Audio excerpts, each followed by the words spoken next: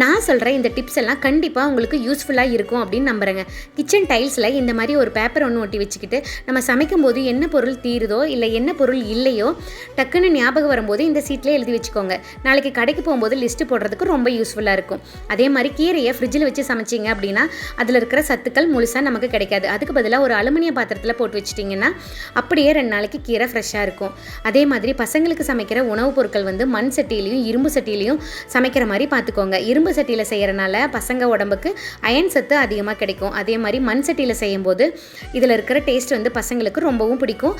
அதுபோக பசங்களுக்கு இந்த மாதிரி மண் சட்டியில் சமைச்சு கொடுக்கறது தான் ரொம்ப நல்லது. அதே மாதிரி முட்டையை ஃப்ரிட்ஜில் ஸ்டோர் பண்ணாமல் அதுக்கு பதிலாக வெளியே வச்சுருங்க. அளவாக வாங்கி வெளியே வச்சு யூஸ் பண்ணிங்க அப்படின்னா முட்டை ரொம்ப நாளைக்கு கெடாமல் அப்படியே இருக்கும். முட்டை எப்போவுமே வாமாக இருக்கிறது தான் முட்டைக்கு தகுந்த சூழ்நிலை. ஸோ அதனால் நீங்கள் முடிஞ்ச அளவுக்கு முட்டையை வெளியே வச்சுருங்க. பசங்களுக்கு ஆம்லெட் அந்த மாதிரிலாம் போட்டு கொடுக்காம எப்போவுமே முட்டையை வேக வச்சு மட்டும் கொடுத்தீங்க அப்படின்னா அதில் இருக்கிற சத்துக்கள் பசங்க உடம்புக்கு முழுசாக கிடைக்கும்.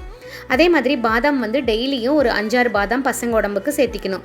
அதை நைட்டே நீங்கள் ஊற வச்சுட்டு அதை காலையில் நீங்கள் அந்த தோல் எடுத்துகிட்டு சாப்பிட கொடுத்தீங்க அப்படின்னா பசங்க உடம்புக்கு ரொம்ப ரொம்ப நல்லது.